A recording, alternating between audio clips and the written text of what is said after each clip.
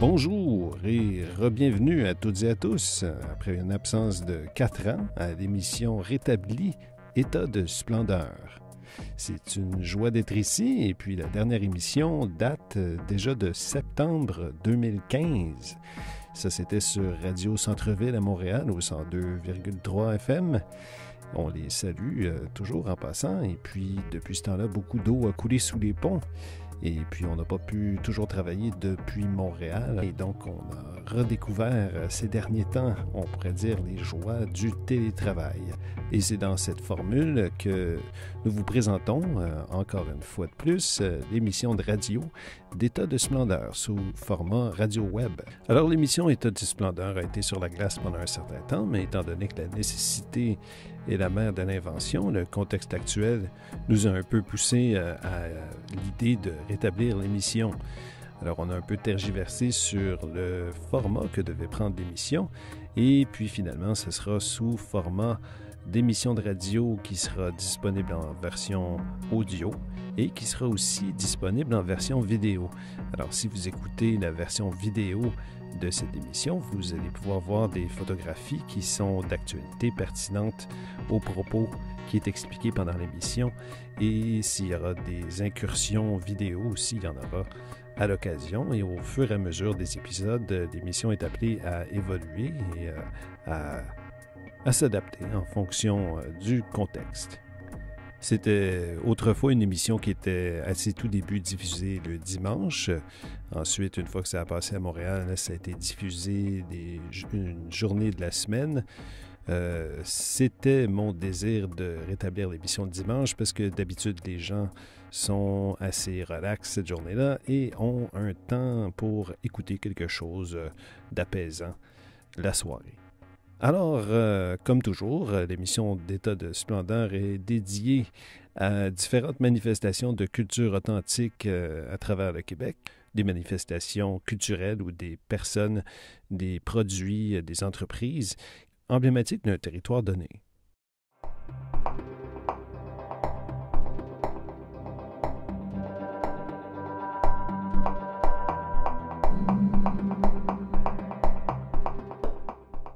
La première manifestation de État de splendeur était une émission de radio à Québec. Ça a commencé la première fois en 2008 à CKRL, la fameuse radio communautaire qui est la première radio communautaire à avoir été établie au Canada.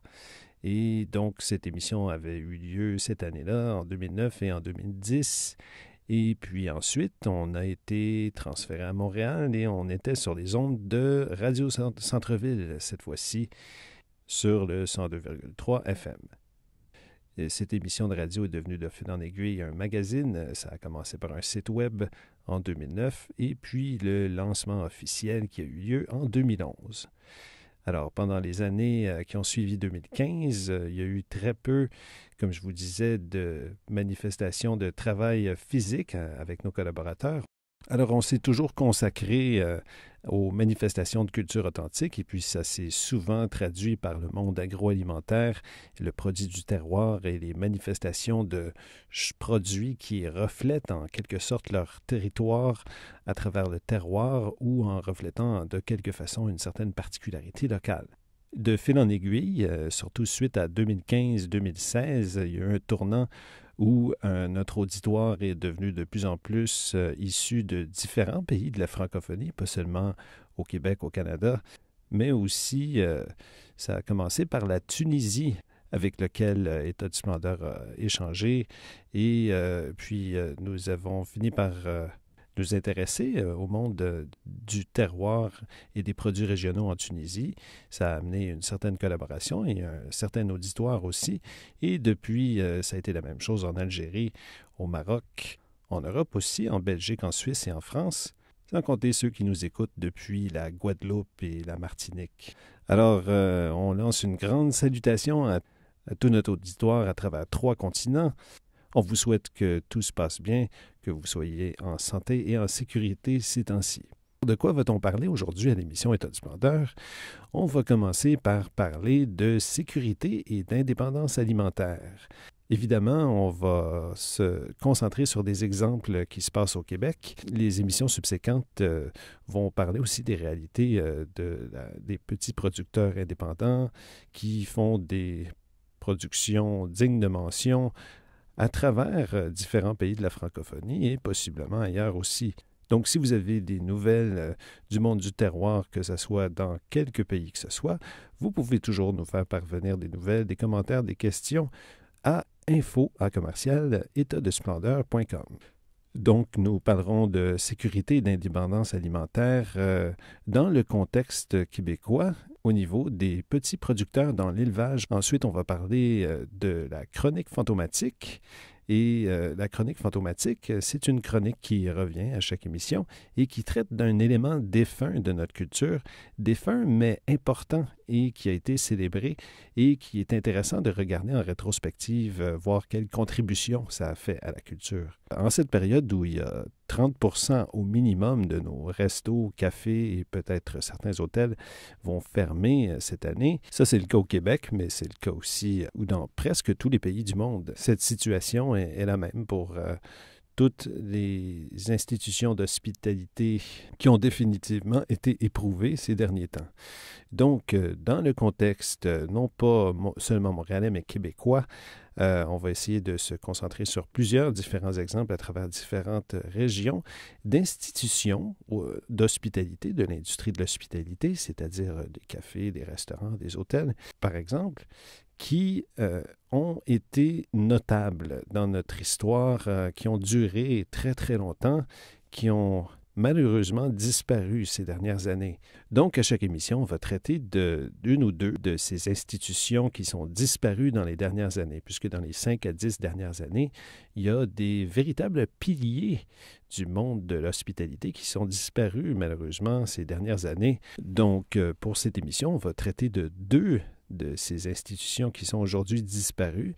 Et en dernière section, on va parler de différents produits québécois, mais ceci n'est pas une émission qui est exclusivement dédiée à vous énumérer des produits québécois. Cependant, nous allons vous parler du monde des produits québécois et ce qui se passe ces temps-ci. Mais on va quand même vous mentionner l'existence de 2 produits qui sont d'exception et puis aussi du monde du commerce du détail aussi. Après avoir étudié la question, on est arrivé à la conclusion que l'émission serait disponible en version audio qui sera possible de télécharger en format podcast et éventuellement aussi en direct en tant qu'émission de radio web. Il y aura aussi une version vidéo où des images pertinentes illustreront le propos de l'émission. Et donc, c'est une émission qui est appelée à évoluer au fur et à mesure des épisodes. Une chose qui était très appréciée à l'époque de l'émission était son volet musical qui était relativement bien développé. Malheureusement, cette fois-ci, étant donné que nous sommes dans le format de radio web, on n'a pas la licence nécessaire pour diffuser la propriété intellectuelle d'autrui qui ne nous appartient pas. C'est par conséquent impossible de nous mettre des très bonnes pièces musicales. C'est très dommage. Et on va quand même s'efforcer de faire un habillage sonore de cette émission en souhaitant que le format vous intéresse et vous plaise. Et surtout, sentez-vous libre de nous faire parvenir tout commentaire ou questions.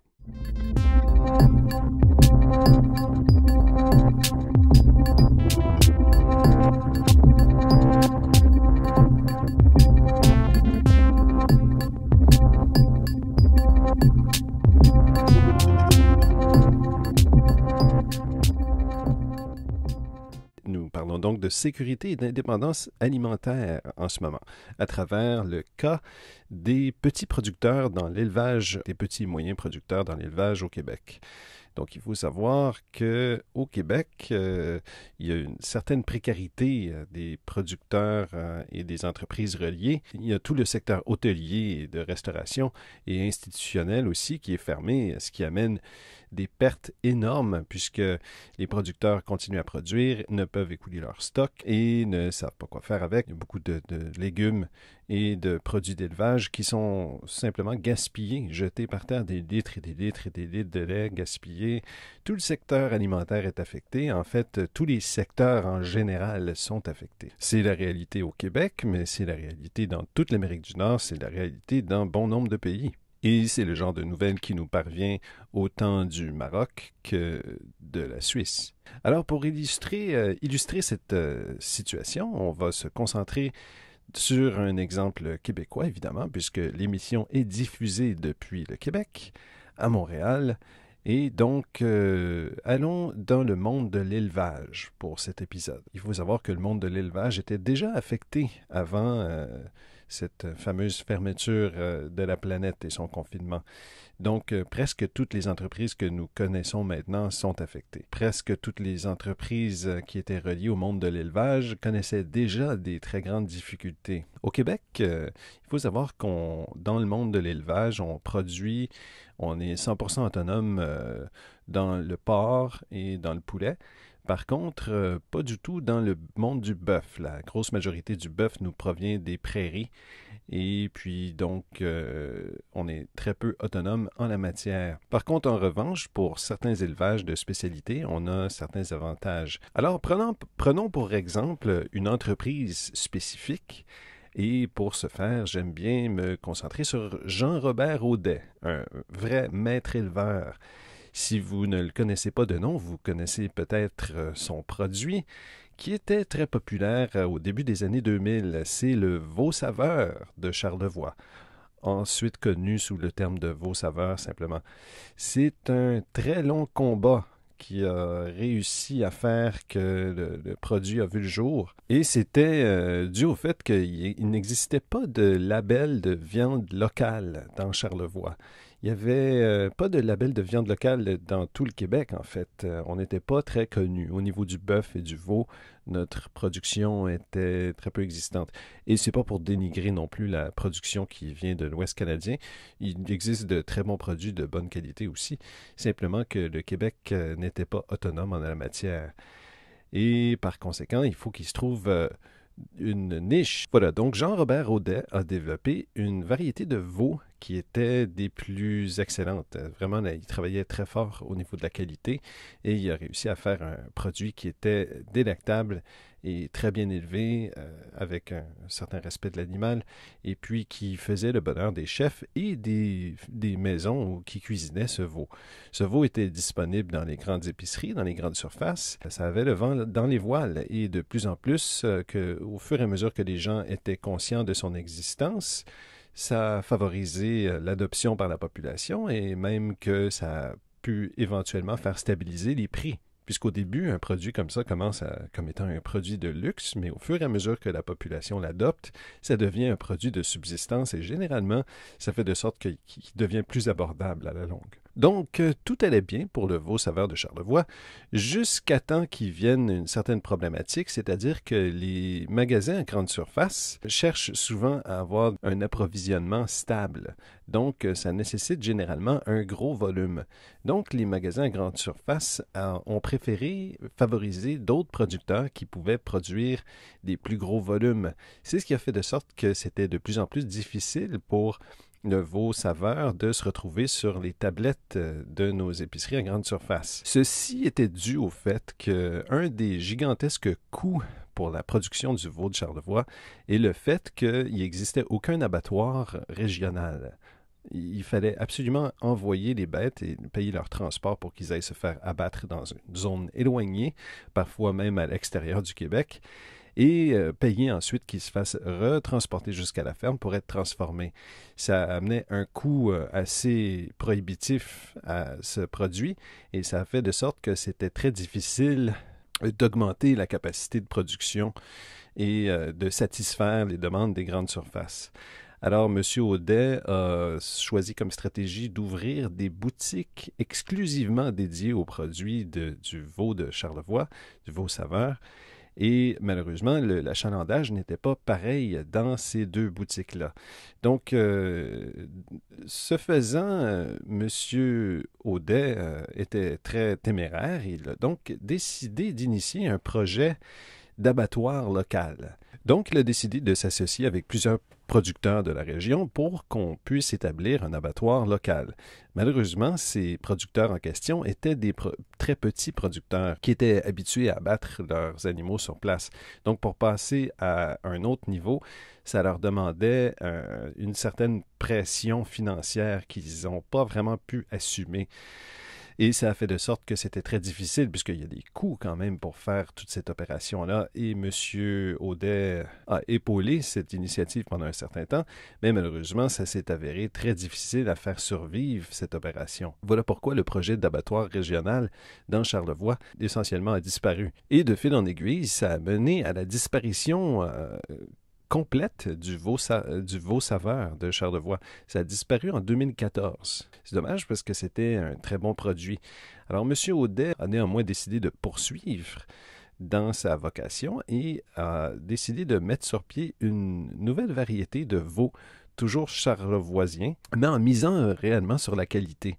Alors, c'est une toute petite production et puis les bêtes sont nourries avec des grains, de la nourriture qui est produite localement à 50%, et c'est de l'avoine, du blé, de l'orge, et ils sont très bien entretenus. C'est des veaux qui sont très confortables. Par contre, c'est une très petite production. La production se limite à 4 veaux par semaine. Donc, ce nouveau veau, qui est le veau de l'arrière-pays de Charlevoix, deviendra un peu emblématique du territoire de cette section de Charlevoix, mais par contre ne pourra pas être adopté par la majorité de la population. On ne va jamais en trouver, malheureusement, sur les étalages, ou pas demain en tout cas, sur les étalages du Provigo à Montréal.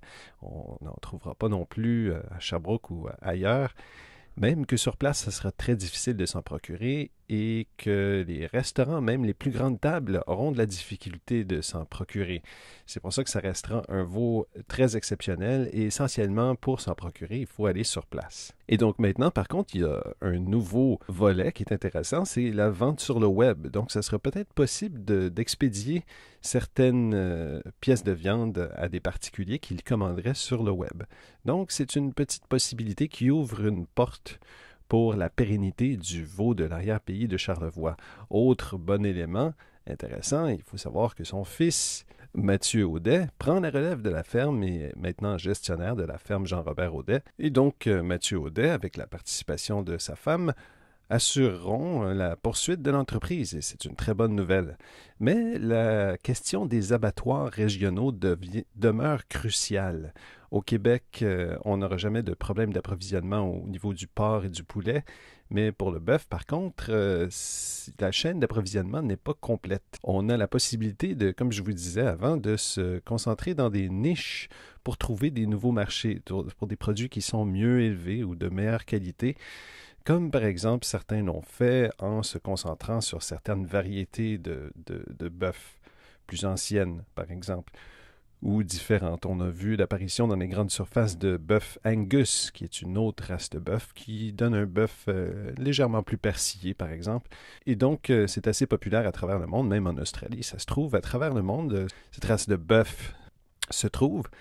Et donc, pour ce faire, le Québec, pour être autonome en production bovine, pourrait se concentrer sur des niches en élevant des races qui sont assez uniques ou différentes du reste du marché en Amérique du Nord. Et voilà pourquoi il existe de plus en plus d'élevage de vaches charolaises. Il y en a dans l'Anaudière, dans les Basses-Laurentides, il y en a partout sur la rive sud. C'est assez impressionnant. C'est possible de le faire.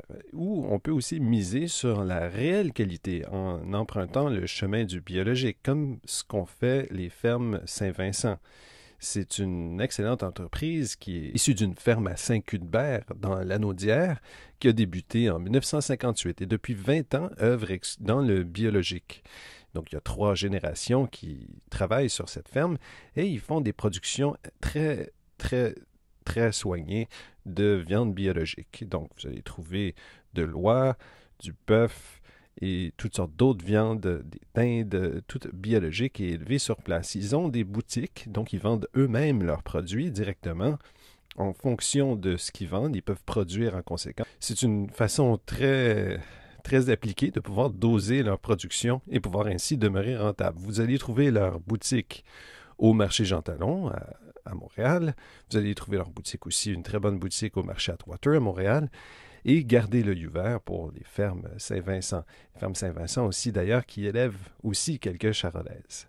Donc, le clou du problème, le clou de la solution est le développement de filières spécifiques de qualité à valeur ajoutée. Et puis, la problématique, par contre, c'est le fait que seuls les méga-abattoirs, souvent à l'extérieur du Québec, sont restés opérationnels. Donc, d'innombrables producteurs se sont essayés et n'ont pas encore réussi à faire des abattoirs régionaux. Mais par contre, il y a une initiative qui vient d'être lancée et c'est une initiative dont on va parler à la prochaine émission d'État du Splendeur. C'est la propriétaire Fernande Ouellette de la maison Rusé comme un canard qui lance un projet ingénieux et adapté pour les besoins non pas seulement de sa propre petite entreprise, mais pour tous les petits producteurs qui en manifestent le besoin. Et la liste est longue. Donc, Fernande Ouellette s'est associée avec différents chefs, dont Simon Mathis. C'est 3 conteneurs maritimes qui vont être pris et mis sur place et convertis pour en faire un abattoir aux normes fédérales d'abattage. Et ça va être situé à Granby, en Montérégie, à la frontière avec l'Estrie. Et ça va permettre plusieurs agriculteurs de pouvoir survivre. Et aussi, ça va permettre aussi éventuellement à d'autres agriculteurs de vivre sur les territoires et de prendre de faire ce choix de vie-là. Et ça va donner, par le fait même, une accessibilité pour la population à des produits de meilleure qualité. Donc, nous allons parler encore de ce très intéressant projet du petit abattoir à la prochaine émission et y revenir souvent, car c'est réellement un projet d'actualité.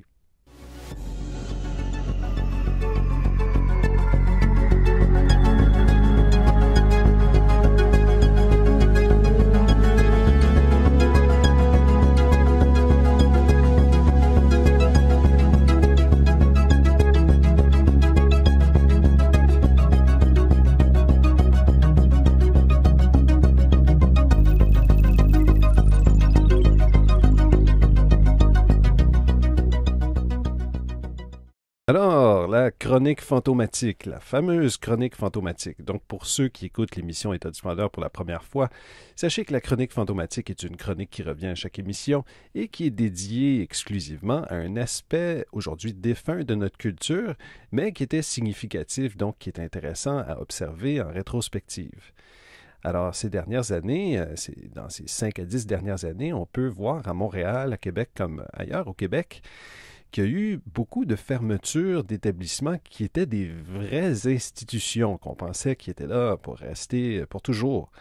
Et étant donné la situation dans le monde de la restauration au Québec, sachez qu'aujourd'hui, il y a environ 30% des établissements qui risquent de fermer et si ça continue, ça va être à 60%. Donc, la majorité de tous les établissements qu'on connaît aujourd'hui risquent de carrément disparaître au profit de certains au profit d'une concentration du marché, malheureusement.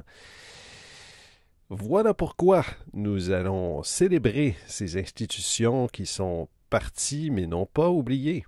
Ces institutions qui souvent ont tant contribué à la vie culturelle, gastronomique et à la qualité de vie en général d'un endroit.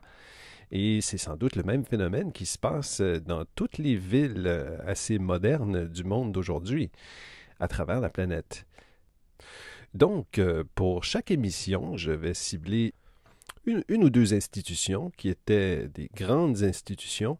Je parlerai d'exemples de ça au Québec, mais si les auditeurs, les auditrices ont d'autres exemples dans leur pays d'institutions qui sont fermées, d'institutions qui ont vraiment vibré pendant un certain temps et dont la population se rappelle, vous pouvez nous les faire parvenir et nous les suggérer. On va les étudier et on va faire de sorte que ça fasse partie d'une prochaine chronique fantomatique. Vous pouvez nous envoyer ces suggestions-là au info@étatdesplendeur.com. Donc, une ou deux institutions seront expliquées à chaque chronique fantomatique. Et en revanche, on va aussi parler d'institutions qui existent aujourd'hui et qui ne sont pas fermées et qu'on aimerait qu'ils puissent persister et perdurer pour l'avenir, pour les générations futures. Donc, on va en choisir une ou deux à chaque fois et célébrer son existence actuelle.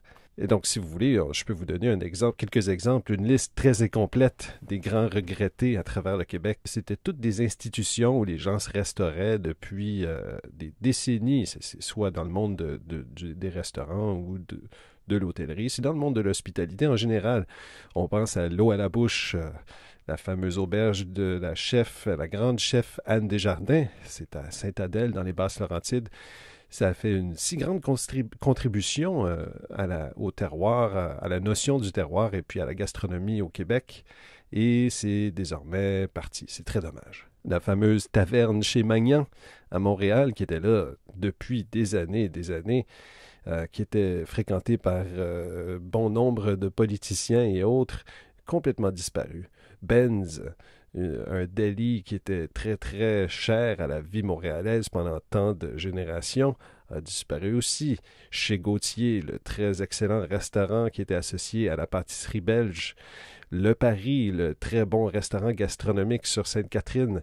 Les Chenets, un des meilleurs restaurants gastronomiques de toute l'histoire de Montréal. Le Toast à Québec, un restaurant qui a fait une contribution gastronomique de la ville de Québec. Il y a l'Initiale à Québec aussi. Un restaurant qui était là depuis des décennies et puis qui était décoré de 4 tocs de la maison Gau et Milo. Et on peut penser aussi à d'autres genres d'établissements, comme par exemple le marché du Vieux-Port. Mais par contre, il y a certains qui sont contents que le marché du Vieux-Port est parti puisque ça a été remplacé par le Grand Marché. D'autres ne sont pas contents puisqu'ils aimaient bien le marché du Vieux-Port. Pour y avoir moi-même tenu un kiosque, je vous en parlerai à une chronique fantomatique ultérieure. Pour ma part, je suis bien content que le Grand Marché ait été construit et je lui souhaite donc, par conséquent, de réussir. Encore dans les Basses-Laurentides, on peut penser à la Sapinière, une des auberges les plus in de la grande époque des Laurentides, complètement disparue. Le bistrot à Champlain aussi, c'était une des meilleures caves à vin de l'Amérique du Nord, tout simplement, sans aucune exagération. Alors, on peut peut-être s'arrêter sur le bistrot à Champlain, puisque c'est digne de mention et c'est quand même une bonne façon de débuter cette chronique fantomatique rétablie.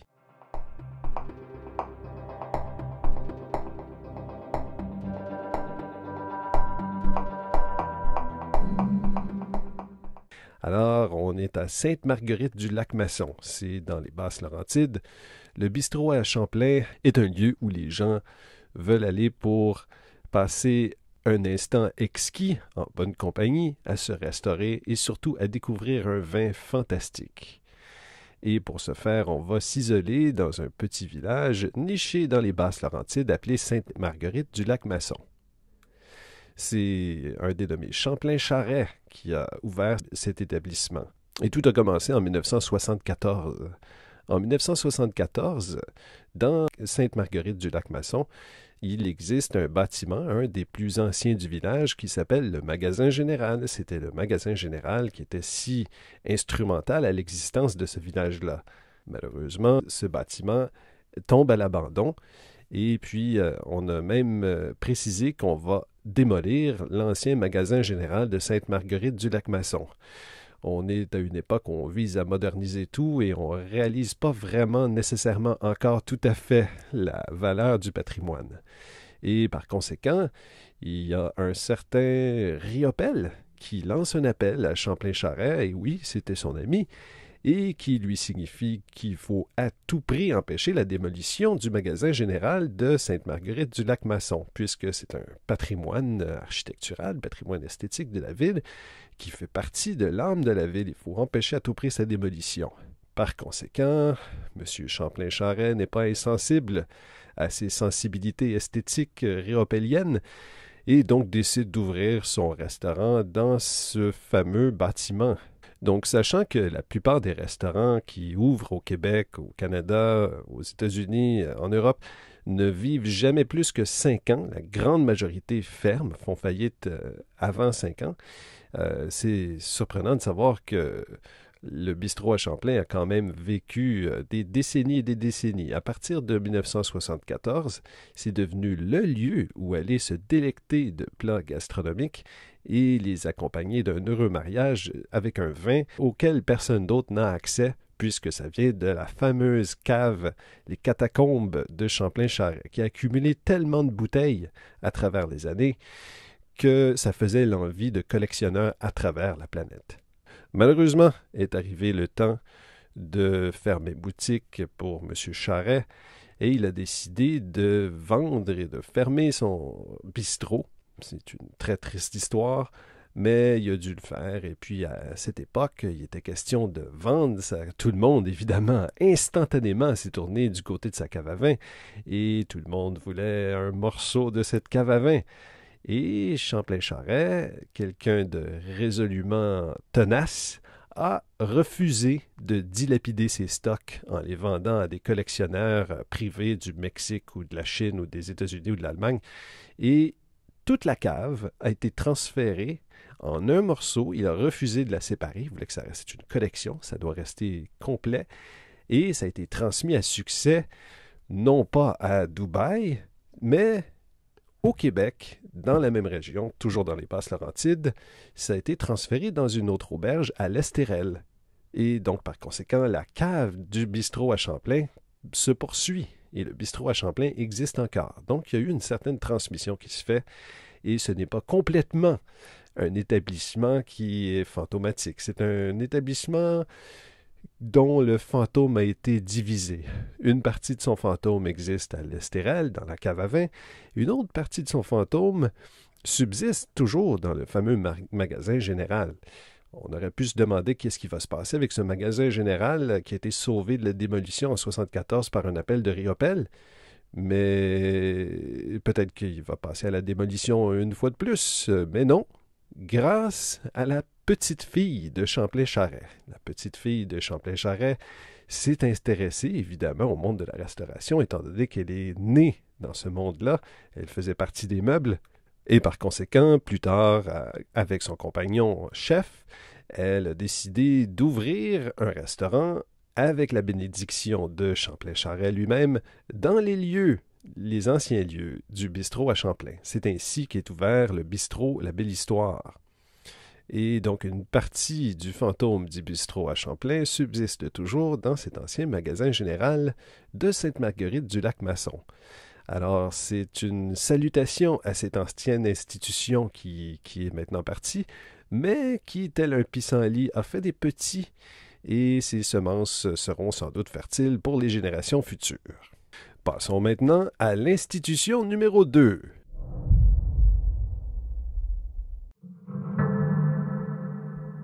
On revient à Montréal cette fois-ci et on se retrouve sur la rue Prince-Arthur. La rue Prince-Arthur qui est devenue in dans les années 60 avec la contre-culture. Et puis c'était un endroit qui était branché. Et de fil en aiguille, c'est devenu un endroit où beaucoup de restaurants se sont greffés, beaucoup de boutiques branchées aussi. Et ça a donné une dynamique très agréable puisque c'est une rue piétonne.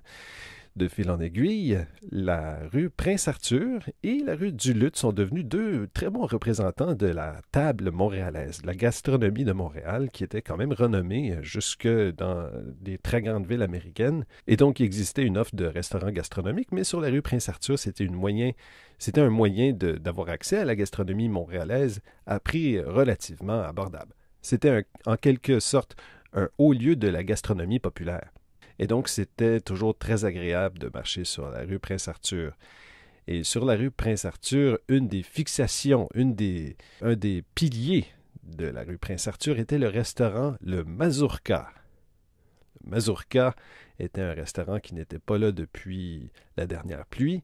C'est un restaurant qui était là depuis 1963. C'est un des restaurants qui a duré le plus longtemps à travers l'histoire de Montréal. Quoique ce n'est pas le plus ancien, comme nous verrons dans des futures chroniques fantomatiques. Le Mazurka, restaurant de Joséphine Mazurek. Et comme vous pouvez le voir, il était là depuis si longtemps qu'il faisait même partie de la culture populaire. Le mur drette à côté du Prince Arthur, le mur du Mazurka, qui attend d'être patché de ses fissures. Plume la Traverse, d'ailleurs, l'a mentionné dans une de ses chansons. Quel était le genre de restaurant qu'était le Mazurka? Le Mazurka est un restaurant polonais. Alors, c'est très peu commun, mais c'était un restaurant qui se spécialisait dans la gastronomie polonaise et réussissait très bien. Ce qui faisait la particularité aussi et la popularité et la pérennité du mazurka, c'est que sa carte, son menu était peu cher, c'était très abordable. Donc, c'était un restaurant qui était tout le temps très achalandé. C'est une carte qui était peu chère, mais qui était quand même de très bonne qualité. Et puis, c'est souvent de la bouffe de la nourriture paysanne, la nourriture polonaise, et qui peut être élevée en haute gastronomie. Donc, il y a une certaine malléabilité avec la gastronomie polonaise qui est très intéressante et qui a très bien été réussie par Józefine Mazurek et ses chefs. Donc, on pouvait y aller. J'y ai été d'ailleurs étant tout petit avec mes parents et puis mon frère qui nous amenait là-bas manger des blinis, des casinos, des pierogies, évidemment, le grand classique, de borscht aussi, qui est la soupe aux betteraves, qui était excellente. C'est intéressant de noter aussi qu'ils avaient certains classiques qui pouvaient être comparés à des classiques québécois, comme le ragoût de pâte de cochon, mais le ragoût de pâte de cochon à la polonaise. Il y avait le fameux ragoût emblématique polonais, c'est le ragoût bigos, le plat sec, évidemment toute une panoplie de saucisses et de choucroute. C'était très bon et puis ça avait réussi, la formule était excellente et ça faisait vraiment partie des meubles de la rue Prince-Arthur pendant sa haute période où chaque nuit, l'été chaud amenait les gens sur la terrasse des différents restaurants sur Prince-Arthur et il y avait des amuseurs publics et puis il y avait des musiciens, c'était très très vivant comme lieu. Malheureusement, Józefine Mazurek émettait un cri à l'aide à Montréal en 2012 déjà. Elle émettait un cri par rapport à l'administration de son arrondissement et puis elle réalisait que la rue Prince-Arthur avait été laissée à l'abandon pendant bon nombre d'années et aussi qu'il y avait un certain problème qui empêchait carrément les gens de venir puisque ce qui faisait la particularité de Prince-Arthur, c'était que c'était pas seulement les gens du coin qui venaient là, mais les gens faisaient un voyage spécifique pour aller sur la rue Prince-Arthur. Souvent se déplaçaient sur la rue Prince-Arthur et choisissaient sur place leur restaurant. Ils ne faisaient pas nécessairement une réservation à l'avance. Et donc, ils se garaient et puis ils se promenaient, puisque c'était agréable de se promener sur une petite rue piétonne qui n'est pas vide, qui est une rue piétonne qui est vivante et très agréable, détendue. Et donc, malheureusement, les gens ne pouvaient plus se stationner dans le coin du tout. Il n'y avait que des stationnements payants qui étaient à prix exorbitant. Et les gens qui venaient de la périphérie pour visiter la rue Prince-Arthur trouvaient ça de moins en moins intéressant que de devoir payer 35 $ pour avoir le droit de marcher sur la rue Prince-Arthur. Et partant de Rigaud pour aller jusque-là, c'est un peu difficile de prendre le métro. Par conséquent, l'achalandage de la rue Prince-Arthur est tombé, mais en chute libre. C'était incroyable. À partir du début des années 2000, on a assisté à un réel déclin de la rue Prince-Arthur. Et puis la rue Prince-Arthur est devenue même une plaie quand la casa grecque, ou la caverne grecque, un restaurant grec du moins, a brûlé. Et ça n'a pas été rénové pendant très longtemps et c'est devenu une plaie pendant si longtemps. Les gens évitaient la rue Prince-Arthur. Et puis, elle a passé d'une rue cool, branchée, agréable, à un lieu désolé où il n'y avait que des commerces fermés. Alors, Mme Mazurek lançait un cri à l'aide en 2012. Elle a dit, on essaye de tenir tant bien que mal, on est là depuis plus de 50 ans. C'est un dinosaure dans le monde de la restauration et on ne sait pas combien de temps on pourra tenir. Et puis, l'année d'après, le Mazurka a fermé. Donc, malheureusement, en 2013, après 50 ans, le Mazurka fermait. Et malheureusement, on n'en a pas parlé, mais parce que c'était un petit restaurant, c'était quand même pas un haut lieu gastronomique comme le Toqué, qui est emblématique de Montréal, c'est un des meilleurs. C'était un petit restaurant, mais un petit restaurant qui était là depuis si longtemps et qui avait reçu tellement de clients que ça avait néanmoins un impact important dans la vie culturelle et gastronomique de Montréal. Et donc, c'est très triste, le Mazurka a fermé après tant d'années. Plus de ragoût bigos. C'est très triste. Donc, on prend le temps dans cette chronique fantomatique de saluer la mémoire et la contribution significative de ce restaurant polonais qui était le Mazurka. Une fois que le Mazurka a fermé, il y a eu la Taqueria Arturo qui a essayé d'ouvrir dans le lieu, mais ça a tout de suite fermé puisque la rue Prince-Arthur était essentiellement morte. Pas de stationnement, pas de boutique d'ouverte, que des fermetures en vue. Il y avait aussi le coût des taxes qui augmentait sans cesse. Et donc, la ville a fini par réaménager la rue Prince-Arthur pour en faire un lieu agréable une fois de plus, a installé des plantes dans le milieu, a installé des aménagements pour permettre aux gens de s'asseoir au milieu de la rue Prince-Arthur, en faire un lieu un petit peu plus agréable. Et c'est effectivement encore plus agréable. C'est plus agréable qu'avant. Ça a repris du poids de la bête, si on veut. Et on n'est pas encore au Prince-Arthur de l'époque. C'est sûr que d'autres quartiers gastronomiques sont nés depuis. On pense à Griffintown et puis le fameux Joe Beef et compagnie et tous les restaurants qui sont dans ce coin-là. C'est un excellent coin gastronomique de Montréal à encourager aussi. Mais néanmoins, la rue Prince-Arthur, c'était assez unique et c'est quand même bien de savoir que ça puisse perdurer. Donc, la rue Prince-Arthur a été réaménagée, donc c'est esthétiquement plus plaisant à regarder. Il y a quelques restaurants qui ont ouvert depuis. C'est quand même une consolation. Comme je vous disais précédemment, généralement, on se concentre sur deux aspects, deux institutions défuntes du monde gastronomique du Québec à chaque chronique fantomatique. Et en revanche, après, on se concentre sur une institution qui existe et qui est à célébrer aujourd'hui. Alors aujourd'hui, on ne fera pas exactement ça, puisqu'on reste ouvert aux suggestions d'institutions existantes de nos auditeurs et nos auditrices qui vont nous conseiller une institution sur laquelle faire point de mire. Donc, pour cette fois-ci, je vais vous parler du fait que le mazurka, il y a quand même une certaine transmission qui va se faire. Premièrement, au niveau de la rue Prince-Arthur, il y a certains restaurants qui ont rouvert. Certains pourraient être là de manière temporaire, certains pourraient être là de manière plus durable. Et c'est ce qu'on souhaite. Et c'est pour ça qu'un de ces restaurants ayant ouvert depuis maintenant plus de 10 ans a été remarqué et pourrait facilement devenir ce genre de bistrot, ce genre de restaurant où il fait bon aller à la bonne franquette sans trop de chichi pour apprécier un bon repas entre amis sur la très conviviale rue Prince-Arthur. Il a d'ailleurs une terrasse et puis son très bon chef Guillaume. C'est le restaurant Le Square. C'est un bistrot classique et avec une carte des plus authentiques. C'est déjà là depuis 10 ans. Aujourd'hui, on lui souhaite de pouvoir survivre et de poursuivre dans des années de plus sur la très belle rue Prince-Arthur. Pour le monde de la gastronomie polonaise, on pourrait se dire que c'est très triste. Ça sonne le glas de la gastronomie polonaise au Québec, mais pourtant, ce n'est pas le cas.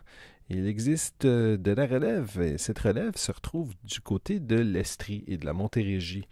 C'est un certain bistrot qui s'appelle le Kapdzak. Alors, veuillez m'excuser, je suis profondément et sincèrement désolé, je ne sais pas comment prononcer correctement les mots en polonais. Je vais sans doute par conséquent massacrer ces noms-là, mais sachez que je m'en excuse.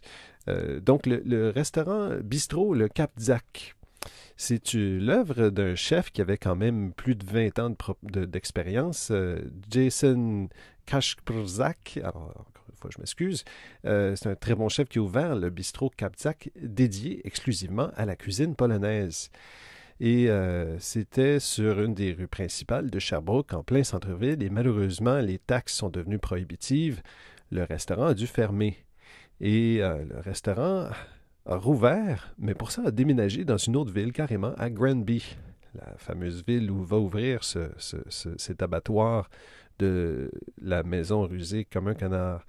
Et donc à Granby, il semble avoir un certain renouveau gastronomique, une certaine vivacité gastronomique. Mais c'était tout un pari de déménager son bistrot de Sherbrooke jusqu'à Granby. La plupart des restaurants ne survivent pas un tel déménagement, vraiment. Et pourtant, le bistrot Kapdzak a réussi à survivre, a réussi ce pari, et avec brio. Donc, le Kapdzak, aujourd'hui, est devenu un peu comme l'ambassade de la gastronomie polonaise au Québec. Et même que ce bistrot qui se trouve maintenant à Granby et qui réussit relativement bien, se dévoue à la cuisine polonaise, mais en utilisant le plus possible des ingrédients locaux. Donc, on va retrouver des ingrédients québécois pour faire cette cuisine polonaise. C'est donc une cuisine polonaise, mais avec une petite particularité québécoise. Et même plus que ça, il va essayer de se concentrer non pas sur des produits simplement québécois, mais des produits de la région, des produits souvent d'Estrie, puisque Granby, selon certaines classifications et d'autres, se trouve soit en Estrie ou en Montérégie. Officiellement, c'est en Montérégie, mais à la frontière. Et donc, on peut déguster le lapin, le pain, la saucisse, le cidre et bon nombre d'autres denrées qui proviennent de l'Estrie et sont cuisinées de manière à les mettre en valeur sous le sigle de la Pologne. Et donc, on souhaite bonne chance, bonne poursuite au bistrot Le Kapdzak. Et si jamais vous allez à Granby, c'est très, très recommandé. Allez découvrir ce très bon bistrot, Le Kapdzak, à Granby.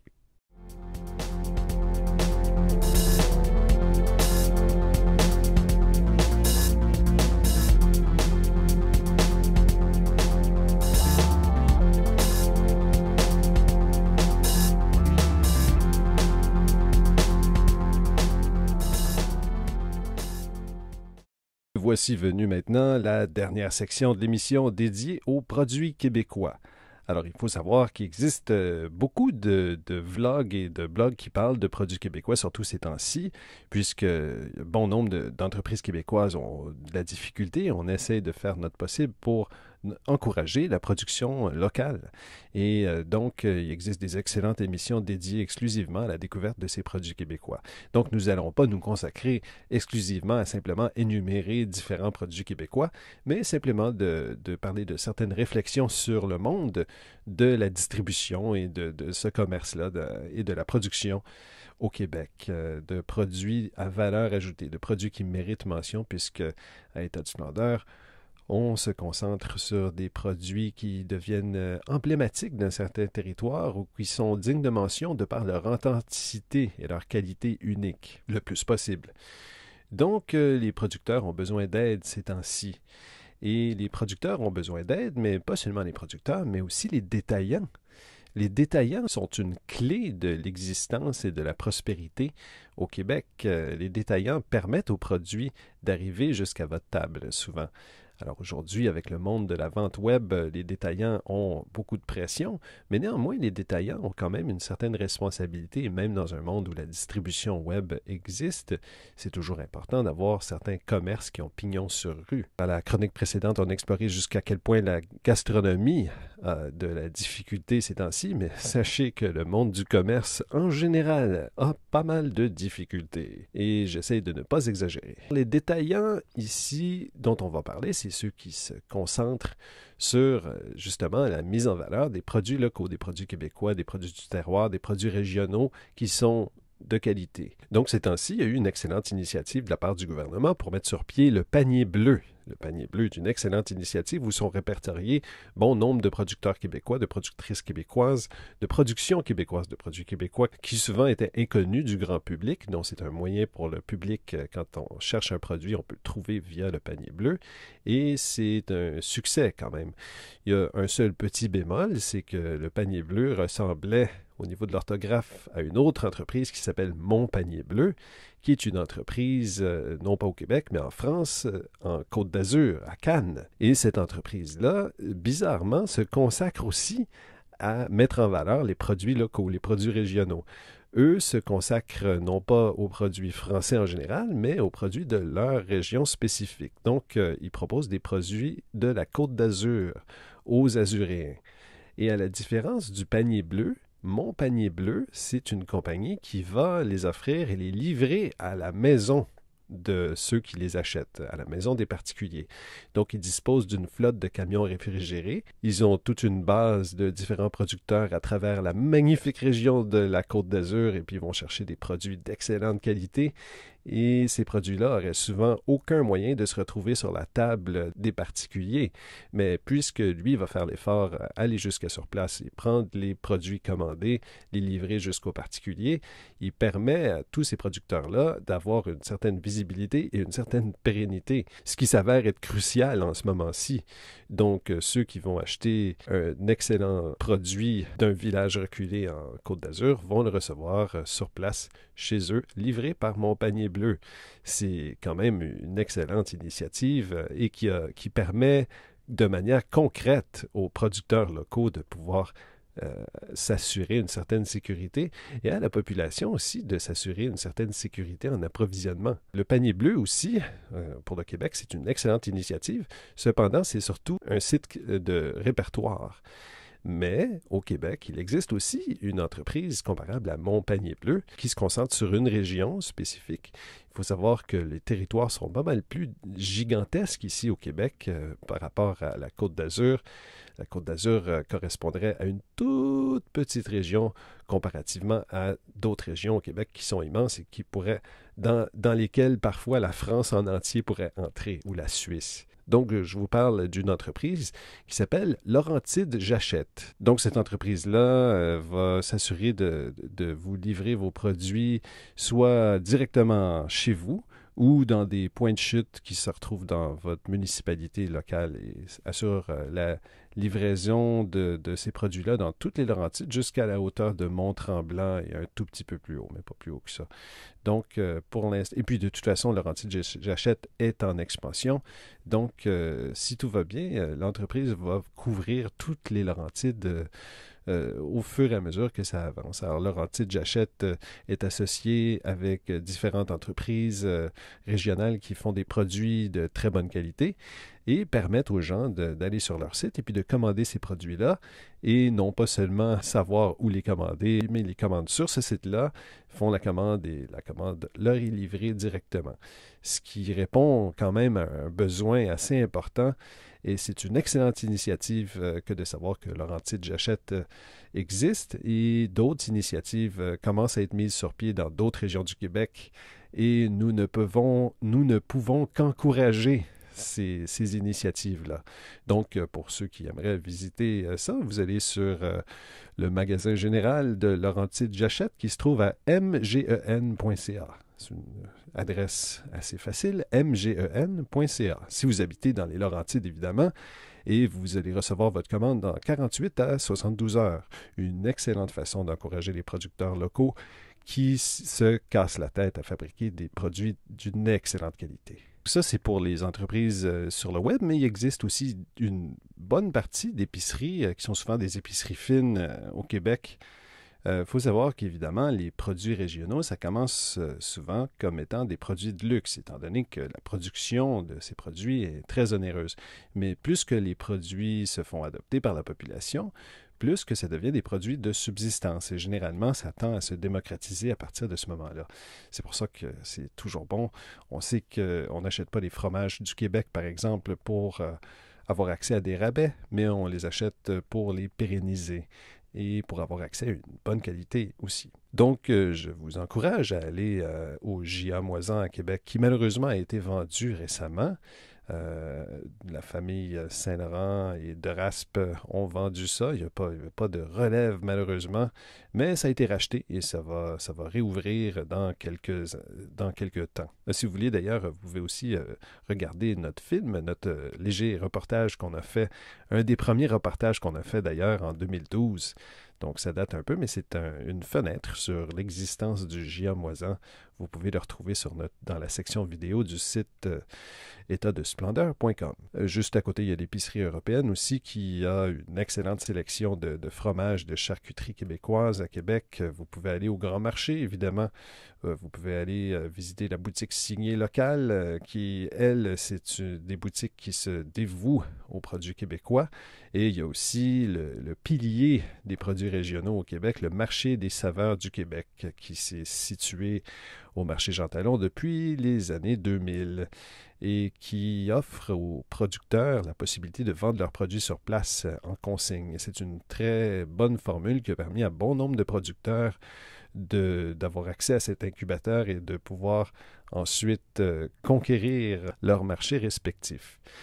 Donc ça, c'est des boutiques qui sont dédiées aux produits régionaux, mais n'oubliez pas les détaillants qui sont des commerces spécialisés, comme votre boucherie favorite du coin, votre fromagerie spécialisée, votre charcuterie spécialisée, votre poissonnerie préférée. Et à ce sujet, je mentionnerai, de par préférence personnelle, la très bonne boucherie Le Pied Bleu. Le Pied Bleu est situé dans le quartier Saint-Sauveur à Québec et fait maintenant partie du paysage et fait partie de la rue Saint-Vallier-Ouest et aussi nous offre des produits de si bonne qualité que je vous le mentionne maintenant. Si vous êtes à Québec, allez faire un tour du côté du Pied Bleu, puisque non seulement vous allez avoir accès à de l'excellent boudin, des excellents rognons, des excellents produits de boucherie de toutes sortes, mais vous allez aussi avoir accès à des plats préparés sur place, dans les règles de l'art les plus classiques et authentiques. Donc, c'est délectable. Allez au Pied Bleu, vous allez découvrir quelque chose de magnifique. Et pour ceux qui sont à Montréal, sachez que pour revenir sur le marché des saveurs du Québec qui a ouvert en 2000 au marché Jean Talon, une initiative d'Antonio Drouin et de Suzanne Bergeron, et maintenant gérée par Isabelle Drouin et Simon Baudouin. Ils font des très bons efforts pour permettre aux producteurs de continuer à exister. Et puis, ils font leur possible pour pouvoir permettre au public de continuer à venir encourager ces producteurs dans le contexte actuel. Et d'ailleurs, André, un des responsables de la fromagerie-charcuterie, nous en a glissé un mot. Nos fournisseurs continuent à nous fournir. C'est sûr qu'il y a des mesures précautionnaires qui sont prises chez tous nos fournisseurs. Donc, nous, on suit aussi les mêmes mesures. Ici même, on essaie de stériliser tout, on nettoie tout à chaque utilisation. Puis, pour ce qui est de notre clientèle, je pense que tout le monde veut encourager les producteurs du Québec, les artisans. Donc, le terroir est mis à l'avant de ce temps-ci. Beaucoup de gens encouragent, consomment, puis comprennent un peu mieux aussi ce qu'ils consomment, vu qu'on est là, en fait, pour en parler. Le souci de continuer à fonctionner, puis les gens veulent bien manger de ces temps-ci. Donc, ils veulent manger santé, ils veulent la traçabilité dans leur nourriture. Pour eux, c'est important. Alors, je pense que il y a un beau vent d'informations, en fait, qui s'en vient, là, que les gens vont comprendre encore mieux qu'avant ce qu'ils mangent, puis comment ils doivent le consommer de façon responsable. Donc, quantitativement, c'est sûr qu'on ne peut pas fournir des masses. Les producteurs ont des quantités toujours qui sont limitées avec leur capacité. Puis, nous, on respecte ça, puis on essaie aussi de transmettre ça aux gens. On encourage tout le monde à consommer de façon responsable, toujours, en respect de la réalité et des producteurs, mais aussi la réalité des autres personnes qui veulent bien manger. Donc, nous, on essaie de faire comprendre aux gens que c'est bien de consommer de la bonne bouffe locale et qui est travaillée de façon la plus naturelle possible et avec respect de l'environnement, nécessairement. Puis je pense que ça permet aux gens de passer au travers des jours un peu plus sombres de ce temps-ci. Quand on a de la bonne nourriture, c'est toujours plus plaisant. Il faut savoir aussi que maintenant, il y a une boucherie qui vient d'ouvrir sur place au marché des saveurs du Québec, au marché Jean Talon. Donc, c'est une boucherie qui se concentre sur des produits savoureux. J'ai rarement goûté à des coupes d'un bœuf aussi savoureux que ça. C'est assez surprenant. Je vous encourage vivement à aller découvrir cette nouvelle boucherie. Et on en parlera dans des émissions futures. D'ailleurs, si vous avez des suggestions de commerces, de quartiers qui sont vraiment dignes de mention, puisqu'ils se démarquent de par leur qualité, faites-nous les parvenir à info@étatdesplendeur.com. Ayant passé au marché des saveurs du Québec récemment, vous pouvez voir qu'on peut y trouver des très bons produits, comme des œufs, mais non pas standards, mais faits par une fermière dévouée. Vous pouvez y retrouver aussi des confitures, mais non pas n'importe quelle confiture, mais comme cette confiture-ci, par exemple, qui a été faite avec des fraises des bois sauvages, cueillies à la main, une à une. C'est un travail de moine. Fraises qui, d'ailleurs, ont un parfum très subtil. Il ne faut pas s'attendre à une confiture de fraises qui a un parfum qui frappe fort, mais plutôt quelque chose qui est tout en subtilité. Et d'ailleurs, cette confiture nous provient de la conserverie de la Baie, de la ferme Éric Dubé.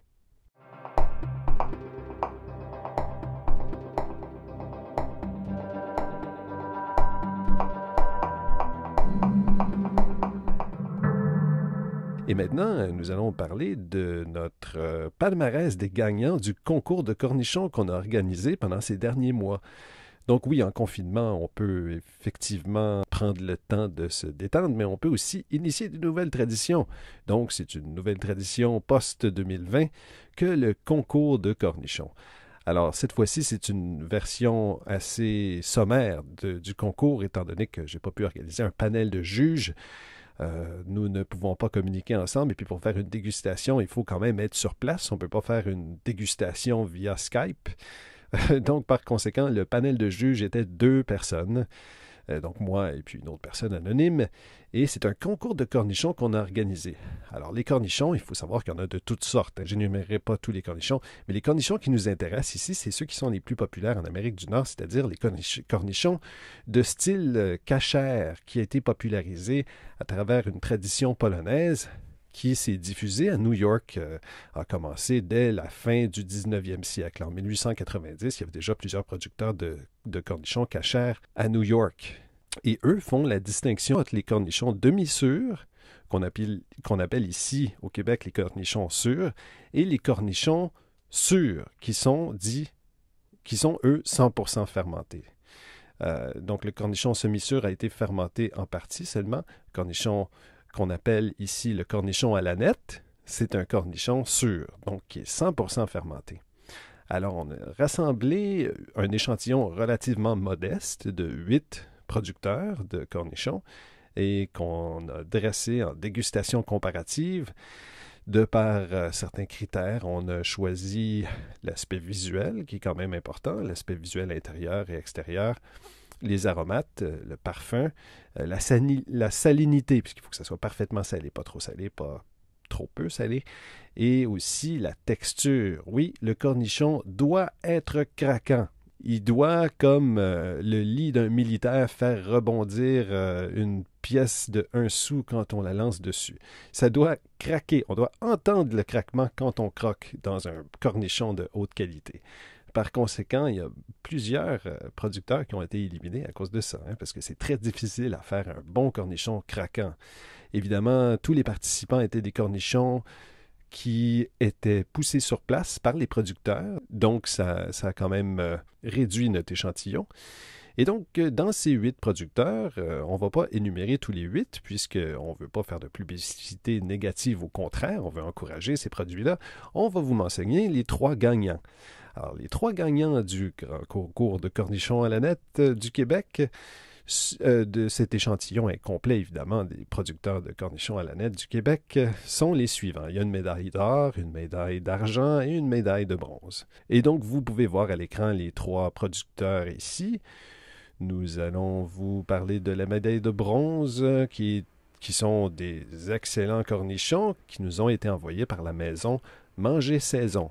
Ça se retrouve à Sainte-Anaclette et c'est produit dans le Bas-Saint-Laurent, juste à côté de Rimouski. Et c'est disponible au marché public de Rimouski. Donc, si vous êtes dans la région de Rimouski ou dans le bas du fleuve en général, sachez qu'au marché public de Rimouski, vous allez trouver les cornichons Manger Saison. Et eux ont été choisis de par le caractère excellent de leur aromate.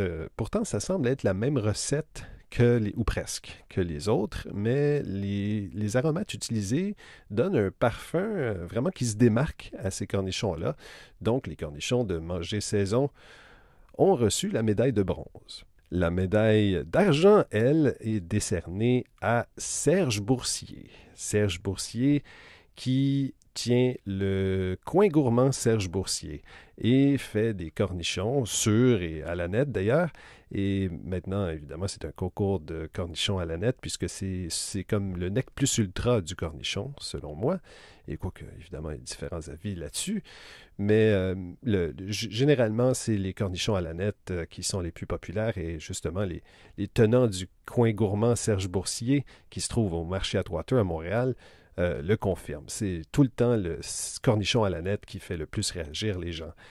Et donc, le cornichon à la nette de la maison du coin gourmand Serge Boursier est particulièrement délectable et c'est un coin qui est juste à côté de la fromagerie Atwater, qui est d'ailleurs une des meilleures fromageries dans tout Montréal. Et donc, vous allez retrouver ça au rez-de-chaussée du marché Atwater. le coin gourmand de Serge Boursier. Des excellents cornichons, faits par une recette maison. Et maintenant pour la médaille d'or, évidemment, on ne parle pas de médaille physique réelle, mais une médaille symbolique qui est décernée à ce grand gagnant des concours de cornichons à la nette. C'est les cornichons des produits d'antan. Les cornichons des produits d'antan, qui est une production légèrement plus grande, mais quoique pas commerciale non plus. C'est une production qui nous vient de la cabane à sucre Constantin. C'est à Saint-Eustache. Alors, eux gagnent haut la main la médaille d'or. C'est de loin les cornichons les plus craquants que j'ai mangés de toute ma vie. C'est de loin, sans aucune hésitation. C'est vraiment les meilleurs cornichons. Et de plus, probablement une des choses qui nous a fait tous les deux pencher pour ces cornichons-là, c'est le fait que dans leur recette de marinade, il n'y a pas de sucre. Souvent, les gens vont rajouter du sucre pensant gagner quelques points au niveau gustatif, mais souvent, c'est un peu comme si c'est tourner les coins ronds. Donc, les produits d'antan n'ont pas de traces de sucre dans leur marinade et font un cornichon à la nette parfaitement sûr, parfaitement mariné et parfaitement craquant et délectable. Donc, de loin, c'est les meilleurs cornichons. Je vous encourage à vous en procurer. Les produits d'antan, les cornichons à la nette des produits d'antan. Eux sont disponibles évidemment sur place à Saint-Eustache, mais vous allez pouvoir en trouver dans différents autres endroits puisque leur production est quand même distribuée et il y en a d'ailleurs au Marché des saveurs du Québec, au Marché Jean Talon. Donc voilà pour le concours des cornichons à la nette. Nous aurons d'autres concours à l'avenir et en espérant qu'on puisse rencontrer les producteurs à l'avenir et on vous le dira à l'avance pour permettre la participation au plus grand nombre. Alors voilà, c'est ce qui complète l'émission État du splendeur pour aujourd'hui. J'espère que vous avez apprécié. Je vous demande encore de nous faire des commentaires, des suggestions et pour toutes les questions que vous avez à nous envoyer, vous pouvez les laisser en commentaire juste en dessous ou sur la page ou en nous envoyant un courriel à info@étatdesplendeur.com. ETATSDESPLENDEUR.com. C'est Patrick Assigan qui vous souhaite une très bonne semaine et on se revoit la semaine prochaine pour la prochaine émission de État de splendeur.